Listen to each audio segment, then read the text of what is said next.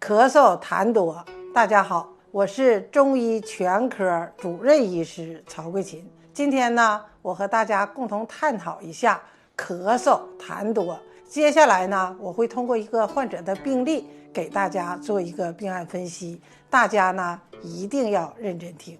最近有位男性患者41岁找我看病，说自己也不抽烟也不喝酒，不知道是什么原因，就是痰多，喉间总是有痰鸣声，咽喉一痒就咳嗽，痰咳出以后咳嗽就缓解了，但过一会儿这个痰又上来了，就又开始咳嗽咳痰，反反复复已经3个多月了，就是不好。他咳的痰是白色粘痰，还容易咳出。我看了一下患者的舌头，他的舌体胖大，舌边齿痕也深，他的脉象也是如缓的。患者说呀，最近1年多了，经常的感觉到乏力、犯困，不爱吃饭，吃啥也都不香，大便也不成形。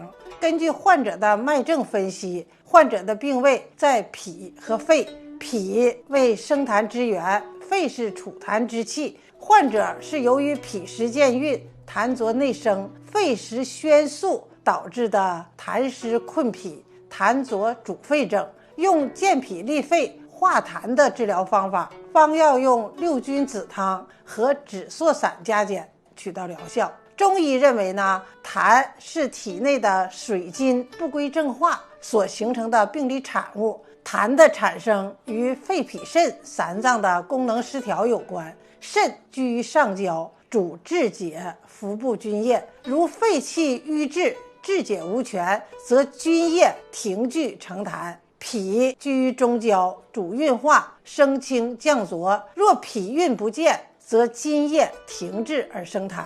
肾居于下焦，属于水，止饲开合，蒸化排泄，若火衰水亏，蒸化无权，津液也可以转化为痰。而津液由饮食所化生，由上中下3焦所布散，出入于肌肤和腠理，流行于筋骨关节。津液的代谢是由各个脏腑相互协调来完成的复杂的生理过程，其生成、输布、排泄任何一个代谢环节出现了失常，都会引起相应的病变。津液的代谢失常呢，主要表现为津液的亏损不足和津液的输布障碍。津液不足属于燥症，而津液输布障碍则会形成痰症。另外呢，肝气郁结，食欲疏泄，津液也可以停滞而成痰。